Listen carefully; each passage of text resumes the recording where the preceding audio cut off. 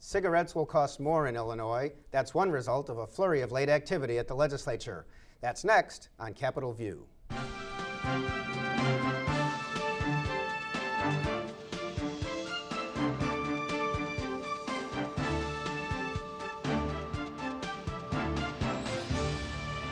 Welcome to Capitol View, the program where we talk about state government, sometimes the federal government, and how it just might affect your life. I'm Bernard Schoenburg from the State Journal-Register. With me today, as the legislature winds down another really wild year, really, that we can talk about, Charlie Wheeler is back, director of the Public Affairs Reporting Program at University of Illinois Springfield, teaching graduate students how to do this journalism thing and cover serious things, and also a longtime Capitol correspondent for the Chicago Sun-Times. Welcome back, Charlie. Thank you, Bernie. It's always good to be here. And Kent Redfield is here, professor emeritus, but still working, oddly, of political science, University of Illinois Springfield. Knows a lot about campaign finances, which we might get into today. Kent, welcome back. Oh, good to be here. And I would say he knows more about campaign finances than than almost anybody anybody else in the state. There we go. Medicaid is one of the big issues of the session as legislators were wrapping up in recent weeks towards the end of May assumed deadline. And one thing we know is that despite some wringing of hands about a tax increase, the legislature, both houses, did finally pass a part of a package to increase the funding available for Medicaid, as well as, or part of what's really a $2.7 billion cut that they're trying for, increasing a pack of cigarette tax in Illinois $1, which about doubles it. Charlie, what finally got this through?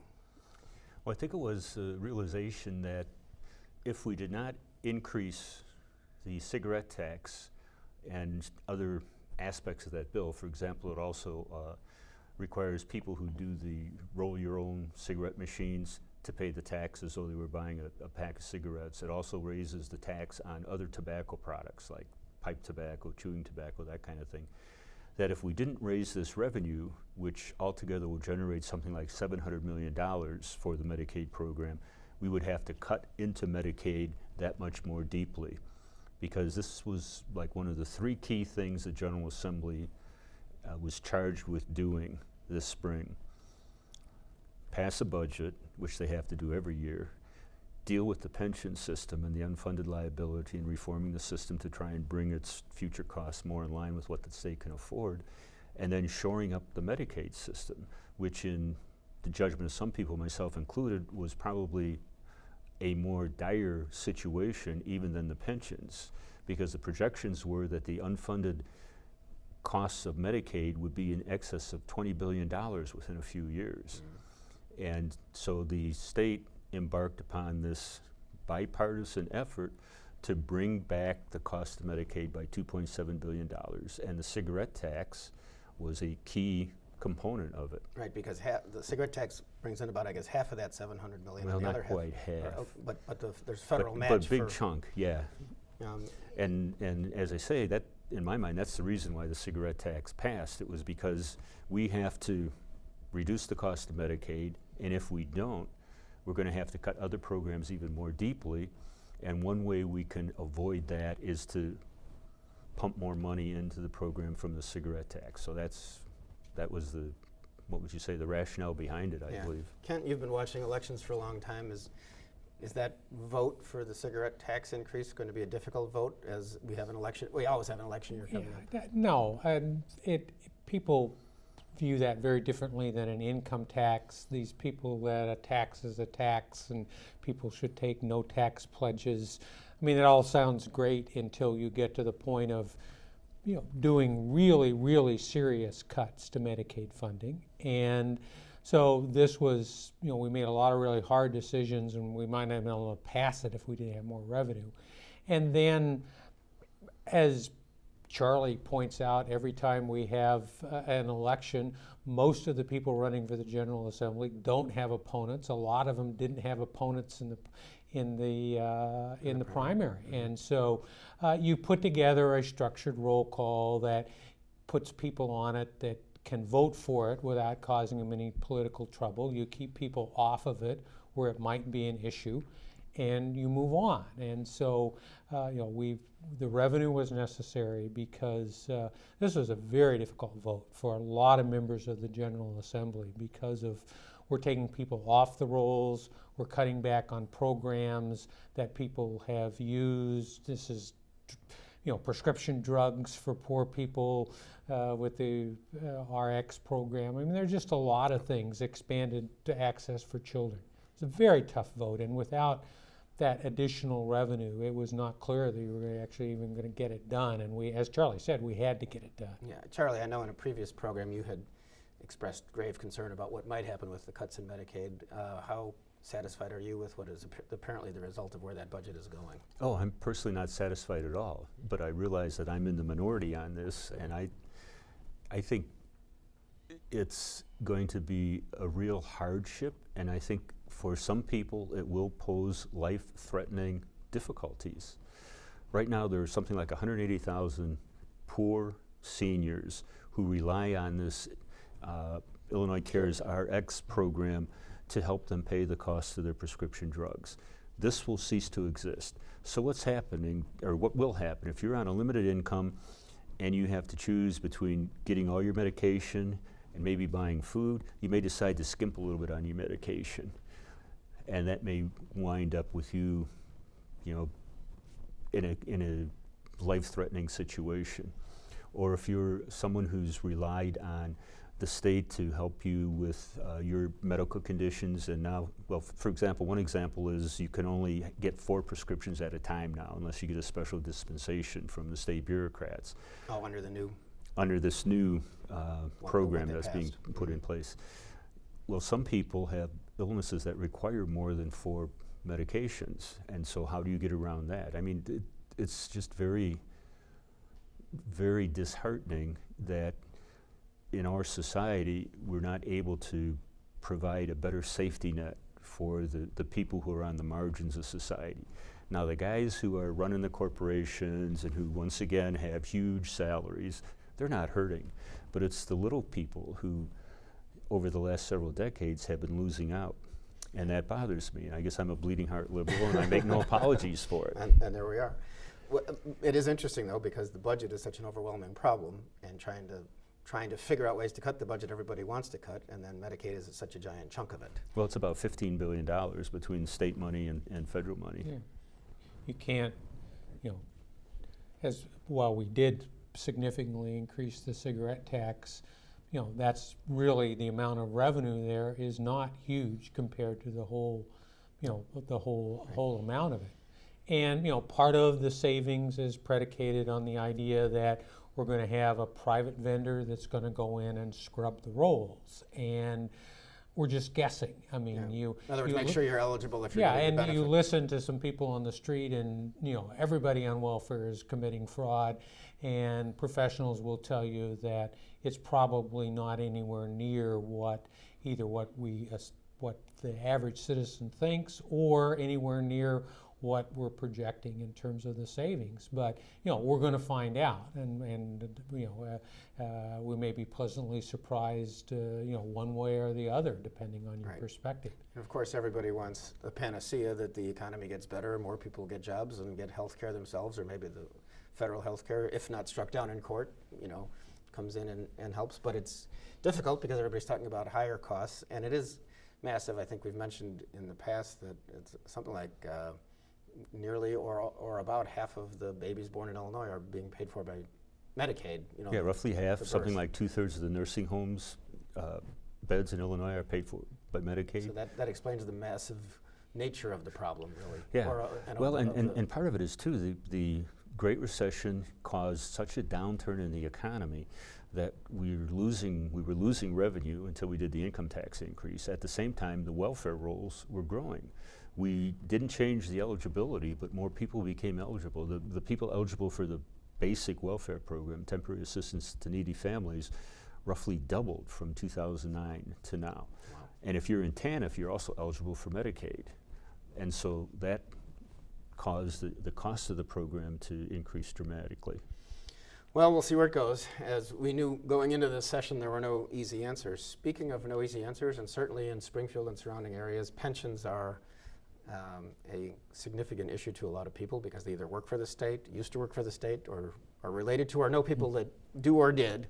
And, well, and I would say, not to interrupt your question No, before that's you okay. ask it, but it's this issue doesn't apply just to like state workers, That's and true. I see a lot of the Teachers all around the discussion. state, you're right. Yeah, it's every teacher, every public school teacher outside the city of Chicago would be affected by this. As a matter of fact, there are more people in the teachers' retirement system between active members and annuitants than there are in the state employees' retirement system. Okay, well, we've seen proposals move forward, and they've been interesting because Governor Quinn has done things that typical Democrat would not to his union friends, and Speaker Mike Madigan of the House has done some things that he typically would not to his union friends. You know, one of the late permutations was that he wanted to shift cost of this odd system in Illinois where teachers' pensions outside the city of Chicago are set, the salaries are set at the local level, but the state pays the pensions through the teachers' retirement system that the state has to give money to, which doesn't have enough money to pay everything out long term. And so they talked about cost shifting, but then the Republicans were opposed to that because they all said it would raise property taxes. So as we tape this show, we don't have final resolution of this issue, but it has been an extraordinary year, and either one of you can give thoughts about it just seems that we've reached a significant point where everybody knows there's pressure to change something, to change, you know, and then the other thing was employees getting the choice between future health care or 3% raises each year as another permutation that was talked about. Yeah, it's clear one thing that will happen is that retirees will now pay for health care. I think that's pretty much agreed. The governor's going to sign that bill. We're going to get some kind of formula that's going to come out. That's going to be part of, you know, so that's really not a pension cost, but it generates money that can be used to fund state government, and that relieves pressure. On the pension side, there seems to be a general agreement that they will at least try the idea of offering current employees and retirees some kind of choice, some kind of exchange in order for them to get to agree to reduce their COLAs, their cost of living increase, which are cumulative. I mean, you know, it's 3% on top of 3% on top of 3%. Right. The base goes up every year. And that's for people in Tier 1 hired before January 1 of last year and retirees. So, you know, whether that's constitutional or not is another issue, but there seems to be consensus that we're going to try this. We're going to tell retirees if you don't agree to a lesser COLA, you won't have access to the state health care program. For current employees, we're going to say if you don't agree to a lower COLA, then you're not going to have access to health care when you retire. You're not going to be able to count raises towards your pension. You know, they're trying to make it an exchange, a choice, so that might work under one kind of theory of contract law against this constitutional clause says you can't diminish it. Where this is currently on the rocks is the issue of whether or not we're going to cost shift, because clearly the suburban legislators particularly, but Republicans in general, were not going for that. And so we had this interesting display yesterday where the speaker, who was sponsor of the bill, said, well, the governor says we can do pension reform without cost shifting in terms of universities and local schools.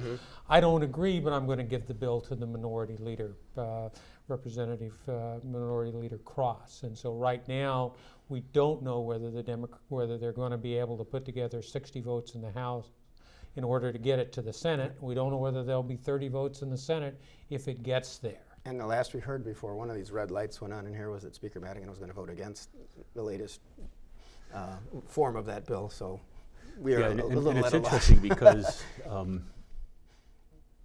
the idea of the disparity between what happens in the city of Chicago and what happens elsewhere in the state has been raised over the last year or so, because in Chicago, the Chicago public school teachers have their pension system paid for basically by property taxes and by their own contributions.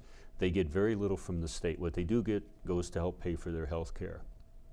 In contrast, taxpayers from all over the state provide the employer funding for the teacher's retirement system for every public school teacher outside the city of Chicago.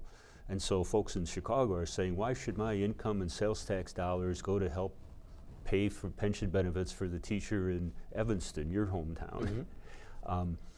And so Mayor Emanuel, among others, has been arguing that there should be some shift of the burden of funding pensions going forward for school teachers outside the city of Chicago back to the communities that they're serving. And Senate President John Cullerton talked about it last fall when he spoke to my class. Governor Quinn said, yeah, we got to do this. This is something he's all for. Speaker Madigan was for it. And then suddenly, at some point in the course of a single day, the governor changed his mind and said, nope, we don't need this anymore. And it was because of the resistance he was getting from the Republicans who said, well, this would cause our school districts to have to raise their property taxes to be able to meet the commitment to pay the employer's share. And so that's kind of where it stands. Yeah, and if you cut COLAs, if for instance in my situation as a retiree, I agree to give up my 3% COLA in exchange for having access to the state's healthcare system, that's a real savings in terms of unfunded liability. It will reduce the obligations over time. We're talking $60 billion. Wow.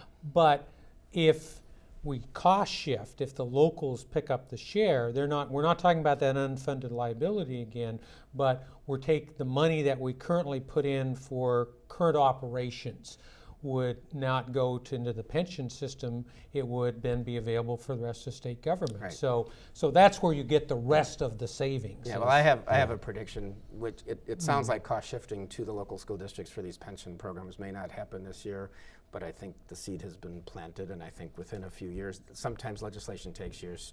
Yeah, and the idea needs to be planted, and people need to get used to that there is this unfairness, because before this year and this discussion, I don't think a lot of people understood that Chicago property taxpayers pay all of their own pension costs for their teachers, whereas the state general taxes pay all the other teachers' pension costs. Well, not the entire pension cost, Yeah, but but the the employer's employer share. share. Because the employees routinely, put in. faithfully, all Yes, the time and they will point that out. Yes. Yes. Yeah. And go ahead. Speaking of, I just within the last few days of the session, State Representative Mike Bost from Southern Illinois had a little. We have all been watching the legislature for years, and often somebody on one side or the other, usually in the minority party, will rant. And this was a rant that made various television and YouTube. I don't know if it made YouTube. I assume that it did. It was making the rounds of people watching, and he was angry at Speaker Madigan. We never know what bills we're voting on until the last minute, and that kind of thing. And he looked really angry and threw some papers. What does this mean? What does it indicate? Or is it just that this has to happen once at the end of every session with somebody? I think it means when people are stuck in Springfield hours on end, and particularly people that don't have any input in the minority, that you get crabby. That it is that it is frustrating. I mean, a lot of what Representative Bost said was factual, that we get legislation on very short notice. The minority hardly ever knows what's going on. And having been on both sides of that, the last time we did a campaign finance bill, at one point being at odds with the leadership and the other point working with the leadership, it's a lot more fun to be on the inside with the people in power. And so you get these periodic kinds of explosions, and maybe more in Illinois because it's such a leadership dominated system. Power is so centralized. Interesting. A different kind of power is the power of unions in Illinois state government, perhaps because Rod Blagojevich, the last governor, scared so many state employees into thinking they needed the protection of unions. Membership went way up, and all kinds of people who are even, I think, considered supervisory became union members. And Charlie, the legislature was working to pass a bill that could say that 1,900 or close to 2,000 people who are now in unions will be decertified. Will go back into supervisory. Because of their is that positions. Knowing that it may or may not be happening now, but is that a wise move? And why is that happening? I think the reason that it's happening is exactly what you said. When Rod Blagojevich was governor, there were a whole group of people who in prior administrations would have been considered, quote, management, as opposed to, quote, guys on the shop floor. And now suddenly they were not getting raises, unionized employees were. They were submitted to brutal working conditions, little thanks. They worked for a guy who was basically a psycho. And he's in prison. yeah. And they saw the union as a way to protect themselves, protect their jobs, protect their security, protect their family's interests, and so they joined unions. So you wound up with people, legislative liaisons, for Pete's sake, joining the union. And I think one of the proponents of the bill mentioned, I believe it may be even the Jacksonville Developmental Center, on some shifts there's nobody there. Right. Who's I not think they said they had the one union. unionized or one non-union employee at the entire facility. Yeah, and he works one shift. And so you say to yourself, how can that be? There's got to be a division between management and rank and file workers. And so this legislation attempts to cure that, and it kind of would restore the status quo before Blagojevich in terms of people who historically weren't eligible for the union, now won't be eligible anymore. All right, we'll see where that goes. And I'm sure those people will perhaps not be happy, but I think to me it makes sense. As I said, there should be managers. Yeah, there's got to be managers, and there's Or got to else be, everybody you're you know, grieving. and there's got to be peons. I mean, I was always a peon at some times. I was a member of the union. I didn't expect the publisher to be part of the union. Interesting.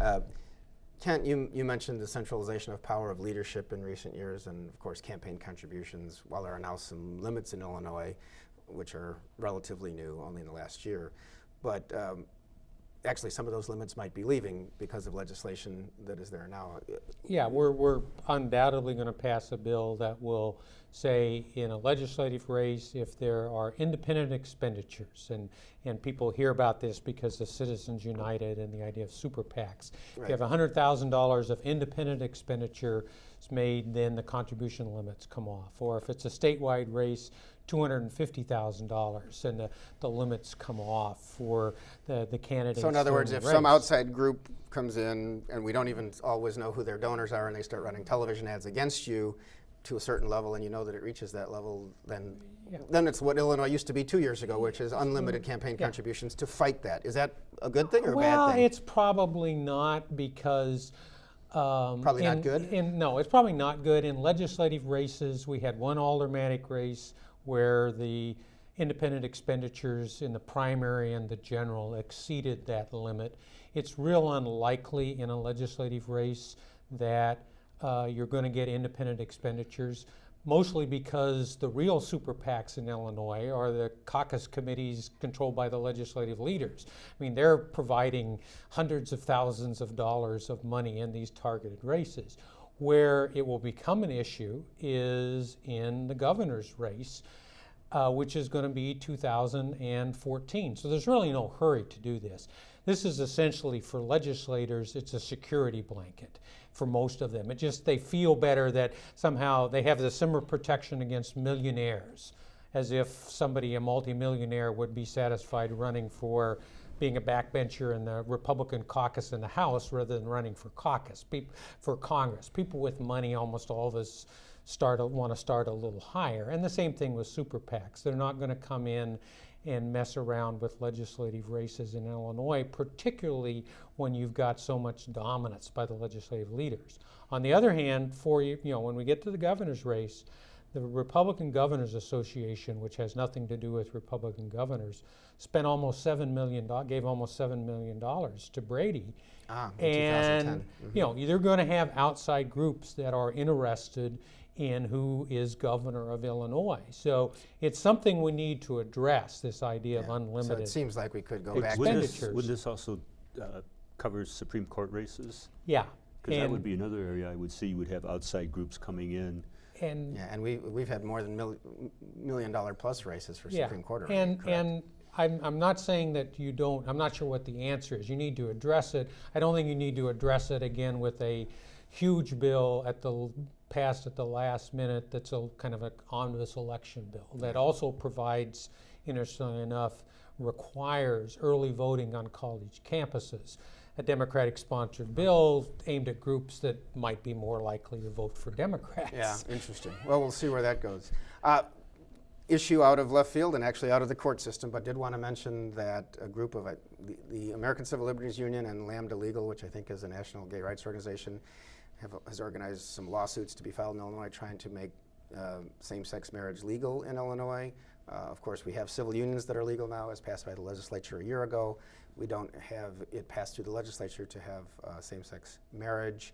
Any thoughts on this is a good idea or bad, and if Illinois might join some other states where this is done in the judicial branch? Well, I think the people behind this push are saying we want the legislature to do it because it would be more secure than just some court decision. But their argument is that couples who are gay are denied equal treatment under the law by this Illinois, basically the state's statute on marriage that defines marriage as being between a man and a woman. Mm-hmm. Yeah, and sort of the saying, this is an illegal, discriminatory statute, we want you to strike it down.